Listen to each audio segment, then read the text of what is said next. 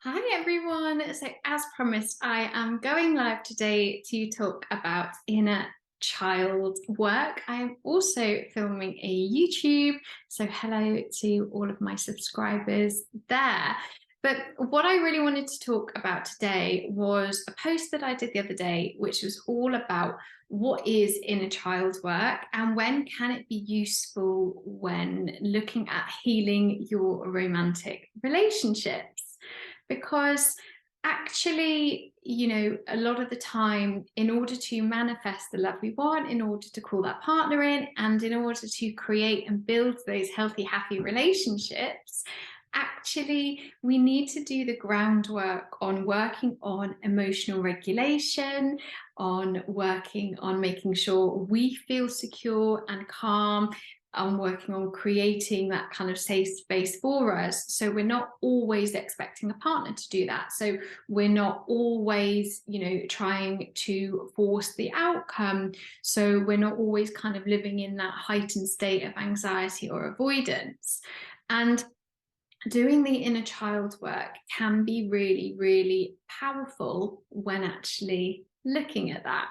So what is inner child work? Let's start there. I'm going to be answering a few questions, and please do pop it in the chat box or, of course, on the comments on YouTube, and I will do my best to answer them. So the inner child work is ultimately accepting that you have different parts of you inside, and there is a part of you which perhaps is the more vulnerable, the little part of you that needs looking after and nurturing. And this little you, this inner child, might not have felt safe and secure at points in their childhood or life. And now it's really important for you to be able to go back and kind of nurture that little part. A lot of the time, we don't have to call it inner child work. And when I'm working on this with clients, it really depends where they're at. Some people love it, some people don't. But ultimately, I just think about it as accepting that you yourself need to be looked after, that we're not always coming from this adult conscious place. And actually, we do need that support. We do need that protection. We don't need to be shouted at constantly all the time in our own head. We don't need to be beaten up about what we're doing and why. Sometimes we do need that extra support. So, where does perhaps inner child wounds come from? Why perhaps do we need to start working on this? Well, when we're thinking about inner child wounds and perhaps what we didn't receive when we were younger, it can look very different on everybody. Of course, it can be trauma, abuse, neglect, enmeshment, and the kind of lack of attention, approval, affirmation, and affection. But really, when we think about trauma or trauma responses, it's ultimately the nervous system's inability to cope with an event, which means you go into flight, three F's, freeze, flight, or fight response. And then when you get stuck on that loop, you're kind of constantly in that insecure adrenaline state. And of course, like when we're children, we can't regulate or cope with this at all, can we? And our nervous system certainly can't. And this can look very different on everybody. So there's a great example that the psychologist Stephen Peters used, where they said for one child, dropping their ice cream might teach them that bad things happen and the world maybe isn't a really safe place. Whereas for another child, that would be very different. And it's the same with us, sometimes that it can be those little things, such as losing your mum in a supermarket when you're younger, and it's really scary, and it causes that kind of rupture, doesn't it? So if little things like that happen again and again without necessarily the effective repair, then that can result in certain childhood wounds. And also, perhaps you weren't taught how to co-regulate or self-regulate. You weren't maybe taught how to create that safety and to kind of, have somebody look after you. So there is a lot that is going on, but, effectively, we're ultimately, when we're younger, told that I guess we're kind of consciously and unconsciously given life scripts, aren't we? We're sort of, verbally and non-verbally told what we can do to get attention and love and approval and affection and all those things. And we're told some behavior is great, some behavior is not great, or, you know, you are shouted at when you make a massive mess in the garden, and you're praised when you tidy your room, which is so normal, isn't it? You know, for any parent out there, of course you're going to do things like that. But as a kid, what do you pick up on? Okay, when I'm perfect and tidy and small and neat, I get attention. When I'm messy and loud and blah, blah, blah, I don't. So we start picking up on these cues, which effectively means sometimes we can start to mold ourselves or shape ourselves based on what we think somebody wants, and we have certain coping mechanisms that we then go through life with, and that we carry with us today. So really, inner child work is about looking at your internal system, looking at kind of what your immediate reactions are, what your coping mechanisms are, and becoming really, really aware of it. So then from a conscious adult place, you can go back and re-choose.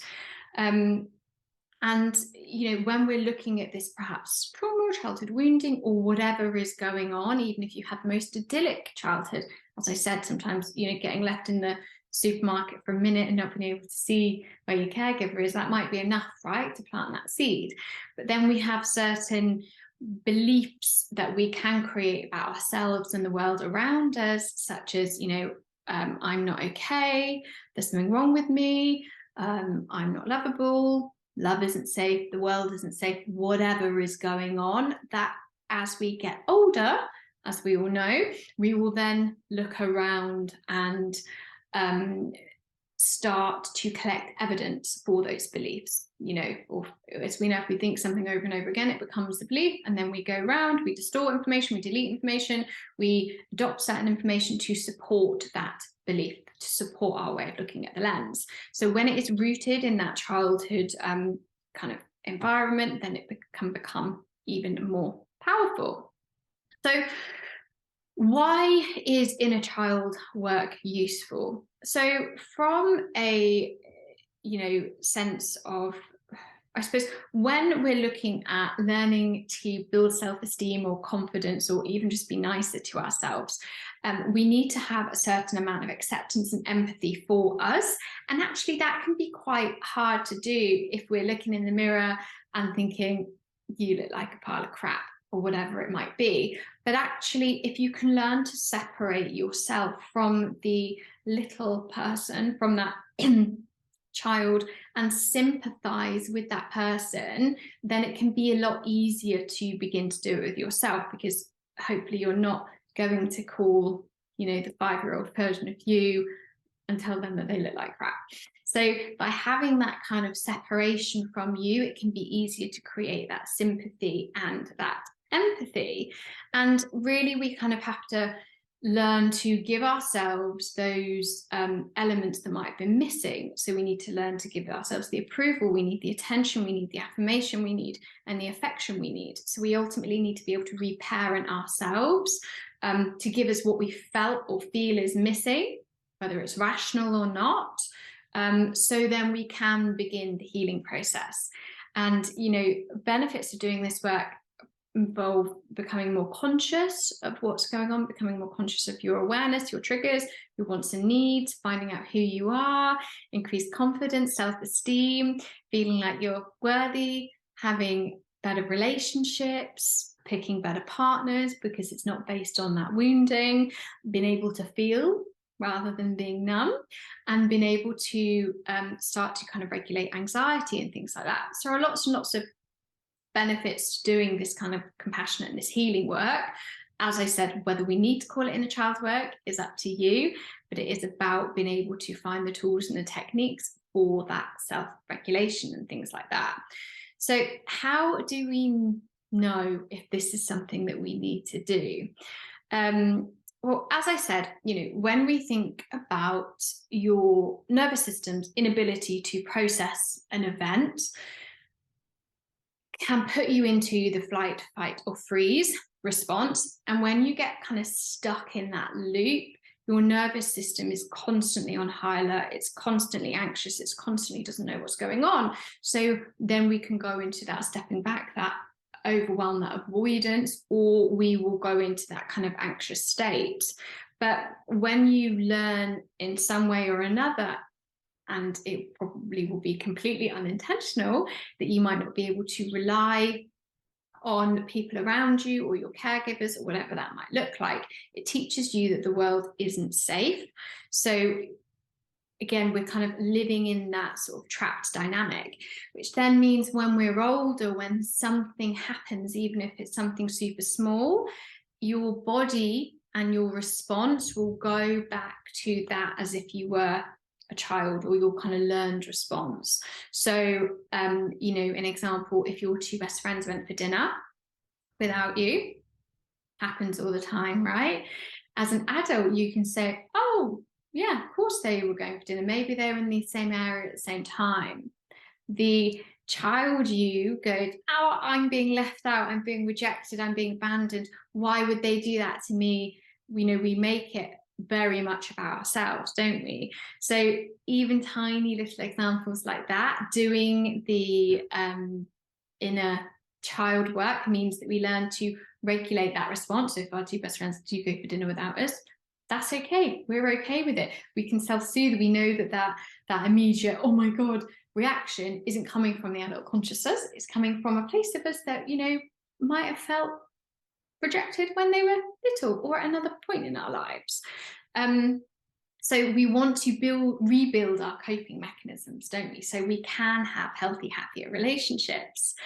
And, you know, in a romantic sense, perhaps needing to do a little bit of inner work, whether it's inner child work, whether it's the healing work, whatever this is, you know, might be you not being able to set boundaries or rock the boat because you don't want to push that person away, because again, it's not trusting in the safety of a relationship because you haven't been taught that, or chasing unavailable people, again, perhaps not having had the model of emotional availability. We're either drawn to that, we recreate that dynamic, or we become unavailable ourselves. Ignoring red flags and wanting to rush the process to gain that connection, rather than, again, thinking from the conscious adult as of what is actually going to suit us, what's going to feel good, things like that. People pleasing in order to keep love, not being able to cope with criticism, assuming the worst, and that good things don't last, which I know is a huge one, but things like that do come from that perhaps still abandonment wound we might have felt, needing to control other people, catastrophizing, having a very, very negative self-belief, and a very negative kind of outlook on your, you know, on life, yourself, others, constant criticism of yourself, not being able to receive compliments, affection, help, things like that, because again, you want to push it away, unable to let an ex-partner go. What else is there? What else have I got on my notes? Losing yourself in love, which I know happens a lot with my clients, but, you know, abandoning friends, hobbies, anything that makes you you for the sake of a love interest. So there is a lot that can be going on with us, which could suggest that it would be very helpful to do this healing work. But what I would say is that, you know, if this is something we're entering into, if this is a process you do want to get involved with, actually, you know, what we don't want to do is stay stuck in this kind of looking at the inner child feelings and kind of, you know, what has happened when you're younger, because actually the awareness and the processing can be really important, but it's not helpful if we just stay there, because as adults, we want to take real responsibility and get really accountable for what is happening to us. So actually it can be a really, really empowering point and a really empowering place to be. But as I said, we don't want to stay stuck in that framework of just looking at childhood or whatever happened without being able to move it forward. And that's what a good therapist or a good coach will do. They will help you make sense, but process and look at where you want to go. Where do we want to end up? Who do you want to be? So what coping strategies do you need? How can we get you there quicker? So you're not just kind of in this, you know, because it can kind of sometimes re-traumatize you just to go back there and stay there, and that's not what we want. But we do want to learn how to create safety and security in moments where we do feel triggered, where we do get reactive, where we do feel lost and unlovable and things like that. And that's why this is so crucial and so important. So how do we start to do this work? How can we start to connect with our inner child, or our, vulnerable you, or whatever you want to call them? So first of all, because a lot of this innate response starts in the body, doesn't it, and kind of lives there and stays there, actually doing somatic work, looking at the body and the brain and everything, can be really important, especially when you are triggered in those moments. The rational part of you isn't activated. It's the part of you that's still in the limbic system. It's the memories, it's the emotion, it's the body response. So a lot of the time, especially if you do have an anxious attachment, doing that body work, that can be really, really helpful. That's your first kind of point of call to do that.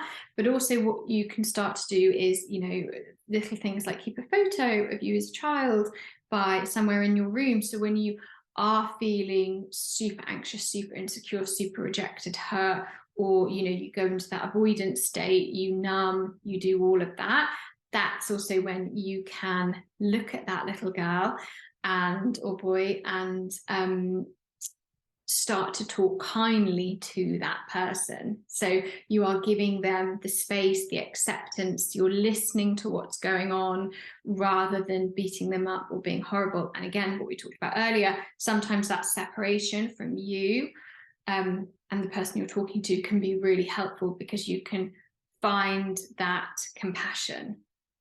Somebody just said somebody is behind me. That's terrifying. No, they're not.